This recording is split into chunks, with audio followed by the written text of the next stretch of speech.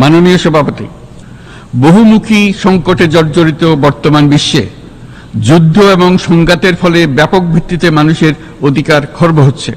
বিশ্ববাসীর উদ্বেগ এবং নিন্দা সত্ত্বেও গাজায় গণহত্যা থামছে না। ফিলিস্তিনের মতো বিদ্যমান বাস্তবতা কেবল আরব কিংবা মুসলমানদের জন্যই উদ্বেগজনক নয়, বরং তা সমগ্র মানব জাতির জন্যই উদ্বেগের বিষয়। একজন মানুষ হিসেবে প্রত্যেক ফিলিস্তিনির জীবন অমূল্য। ফিলিস্তিনের জনগণের বিরুদ্ধে যে মানবতা বিরোধী অপরাধ হচ্ছে তার জন্য সংশ্লিষ্ট সকলকে দায়বদ্ধ করতে হবে। ফিলিস্তিনের জনগণের উপর চলমান নৃশংসতা, বিশেষত নারী এবং শিশুদের সাথে প্রতিনিয়ত যে নিষ্ঠুরতা বিশ্ব দেখাচ্ছে, তা থেকে নিস্তারের জন্য বাংলাদেশ অনতিবিলম্বে সম্পূর্ণ যুদ্ধবিরতির আহ্বান জানাচ্ছে।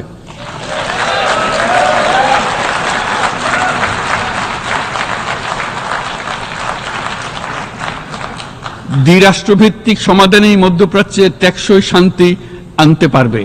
তাই জাতিসংঘ সহ আন্তর্জাতিক সম্প্রদায়ের সকলকে এর বাস্তবায়নের জন্য এখনই উদ্যোগ নিতে আহ্বান জানাচ্ছি। গত 2.5 বছর ধরে ইউক্রেনে চলমান যুদ্ধে বহু মানুষ প্রাণ হারিয়েছে। এই যুদ্ধের প্রভাব সর্বব্যাপী, এমনকি বাংলাদেশের অর্থনীতিতেও এর নেতিবাচক প্রভাব আমরা অনুভব করছি। আমরা তাই উভয় পক্ষকে সংলাপে বসে বিরোধ নিরসনের মাধ্যমে যুদ্ধের অবসান ঘটানোর আহ্বান জানাচ্ছি। মাননীয় সভাপতি, বাংলাদেশ গত 7 বছর যাবৎ মিয়ানমার হতে আগত 12 লাখেরও বেশি রোহিঙ্গাদের মানবিক কারণে আশ্রয় দিয়ে আসছে। এর ফলে আমরা বিরাট সামাজিক, অর্থনৈতিক, পরিবেশগত ক্ষতির সম্মুখীন হচ্ছি। মিয়ানমারের অভ্যন্তরীণ সমস্যা থেকে সৃষ্ট এই সংকট বাংলাদেশ ও আমাদের অঞ্চলের জন্য প্রথাগত ও অপ্রথাগত উভয় ধরনের নিরাপত্তা ঝুঁকির কারণ হয়ে দাঁড়িয়েছে। মিয়ানমার থেকে বাংলাদেশে বলপূর্বক বাস্তুচ্যুত রোহিঙ্গাদের সহায়তা করতে আমরা অঙ্গীকারবদ্ধ। আমরা রোহিঙ্গাদের জন্য মানবিক সহায়তা কার্যক্রম চালু রাখা এবং তাদের টেকসই প্রত্যাবর্তন নিশ্চিত করার উদ্দেশ্যে আন্তর্জাতিক সম্প্রদায়ের পর্যাপ্ত সহায়তা অব্যাহত রাখার আহ্বান জানাচ্ছি। রোহিঙ্গাদের সাথে সংগঠিত হওয়া ব্যাপক ভিত্তিক মানবাধিকার লঙ্ঘনের জন্য আন্তর্জাতিক বিচার আদালত এবং আন্তর্জাতিক অপরাধ আদালতে চলমান বিচার প্রক্রিয়ার মাধ্যমে ন্যায় বিচার নিশ্চিত করাও সমানভাবে গুরুত্বপূর্ণ। রোহিঙ্গারা যাতে নিজ দেশে স্বাধীন এবং মর্যাদাপূর্ণ জীবন যাপন করতে পারে, সেই লক্ষ্যে অনুকূল পরিবেশ তৈরিতে জাতিসংঘ অন্যান্য আন্তর্জাতিক প্রতিষ্ঠানের ধারাবাহিক প্রচেষ্টার প্রশংসা দাবিদার। এই লক্ষ্যে রোহিঙ্গারা যাতে পর্যাপ্ত নিরাপত্তা ও অধিকার নিশ্চিত করে তাদের নিজ ভূমি রাখাইনে ফিরে যেতে পারে, তার পথ সুগম করা অত্যন্ত দরকার।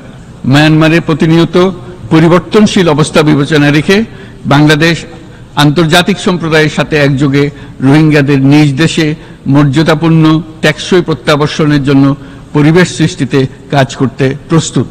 আমি আজ এই বিশ্ব সভায় যখন কথা বলছি তখন বাংলাদেশের পূর্বাঞ্চলে 50 লাখেরও অধিক মানুষ তাদের জীবদ্দশায় হওয়া সবচেয়ে ভয়াবহ বন্যা মোকাবেলা করে যাচ্ছে। মহাসচিব গুতেরেস আমাদেরকে দেখিয়েছেন যে বিদ্যমান পরিক্রমা অব্যাহত থাকলে বিশ্বের গড় তাপমাত্রা 2.7 ডিগ্রি সেলসিয়াস বৃদ্ধির দিকে অগ্রসর হতে থাকবে।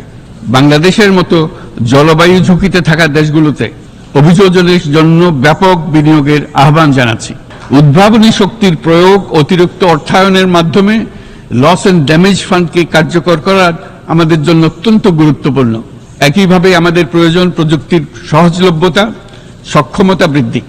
নির্দিষ্ট করে বললে আমাদের দরকার জীবন রক্ষাকারী প্রযুক্তি, বিশেষত কৃষি, পানি এবং জনস্বাস্থ্য খাতে, যেখানে ক্ষুদ্র ক্ষুদ্র উদ্ভাবন এবং সমাধানসমূহ ঝুঁকিতে থাকা জনগোষ্ঠীকে রক্ষা করতে পারে। জলবায়ু সংকটের মোকাবেলা এবং বৈশ্বিক অর্থনীতি সুসংহতকরণে আমাদের যুগপথভাবে কাজ করতে হবে। বিশ্ব সম্প্রদায় এখন কার্বন মুক্ত পৃথিবী গড়ে তুলতে মনোযোগী হচ্ছে। বিশ্বের অধিকাংশ মানুষকে এই ধরনের পরিবর্তনের সুফলভোগী করতে হলে নেট জিরো পৃথিবীর দিকে আমাদেরকে অগ্রসর হতে হবে। বাংলাদেশের মতো দেশগুলোকে সাথে নিয়ে যেতে হবে। তা না হলে পারস্পরিক দায়িত্ববোধের মাধ্যমে পারস্পরিক সমৃদ্ধি অর্জনে আমাদের সার্বজনীন অঙ্গীকার পূরণে পিছিয়ে পড়ব আমরা।